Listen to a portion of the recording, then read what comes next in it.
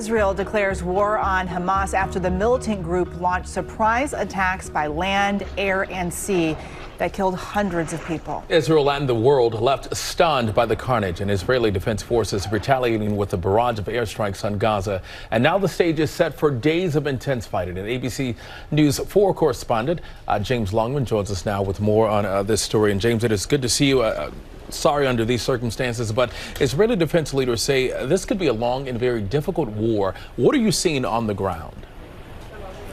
Well, it's not really begun yet, DeMarco, to be honest. The initial response from Israel was wide airstrikes over the Gaza Strip. We saw them go on all night Saturday night, all night last night, and now they seem to have intensified as the Israelis say that they have secured areas on the Israeli side, where Hamas militants had infiltrated.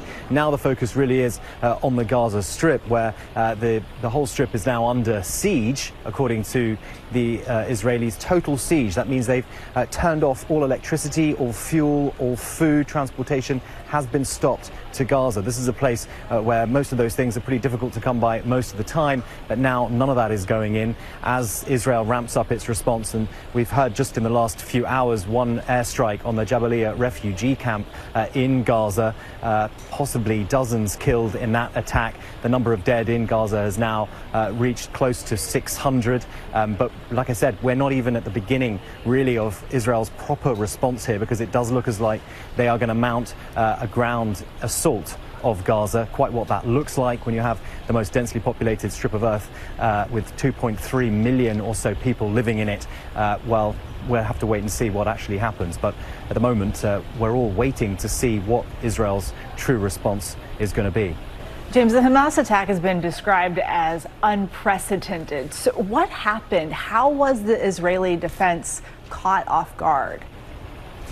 Yeah, Eva, that's the big question, and the whole world is asking that. Israelis are asking themselves that. I mean, initially on the Saturday morning at 6 o'clock, the wall was breached after a whole barrage of rockets. Initially, something like 2,000 rockets were fired into Israel, and then the breach happened. The IDF estimates something like 1,000 Hamas fighters came through the wall at something like 20 separate points. They came through sentries, guard posts along the Gaza wall, and then they made their way into communities in southern Israel, killing people where they found them, shooting them often in their cars, entering people's homes and killing them there. And of course, coming across that desert party where we understand something like 260 people were killed in one location. Questions on just how this happened, could have happened. These are intelligence failures that Israel has to work out. The issue they're dealing with right now is how to respond. And James, communities around the Gaza Strip are said to be living in fear, especially with reports that Hamas has taken dozens of hostages. What are the challenges in rescuing these captives?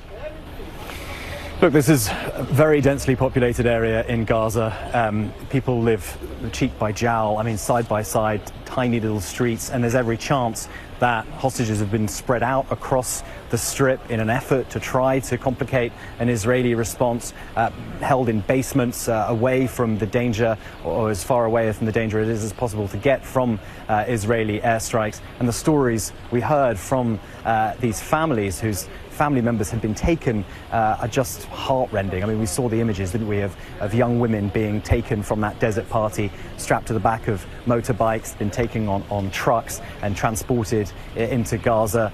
Elderly people as well, young children. I think there's a suggestion, and we've heard it rumored here, that the negotiation might be underway to try to get the very young and the very old out. Whether or not that's actually happening is anyone's guess, but I think it's what Israelis hope might be the case, that perhaps some of these hostages could be negotiated for, but it is incredibly difficult to know for sure at the moment. James, you were one of the first journalists into the region after the attacks. I know you've spoken to some of those families.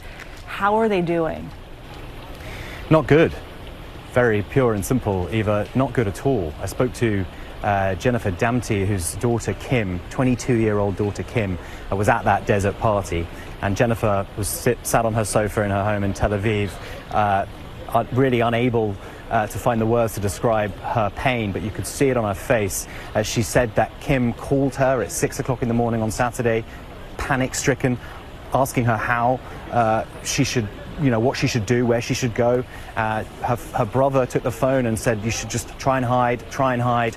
And then the Toyotas, these trucks, turned up in the middle of the desert with these men in balaclavas and guns, men on motorbikes, and Kim may well be among the dead, but they don't know. That's the point, they don't know, and they've been going to hospitals with her hairbrush with DNA on it to try to see if there's a match for any of the dead. It was incredibly heartrending to listen to, but it's just one story. There are so many others like that here, guys. Just difficult to hear those stories. James Longman, thank you so much for being there. Well, hey there, GMA fans. Robin Roberts here. Thanks for checking out our YouTube channel. Lots of great stuff here. So go on, click the subscribe button right over here to get more of awesome videos and content from GMA every day, anytime.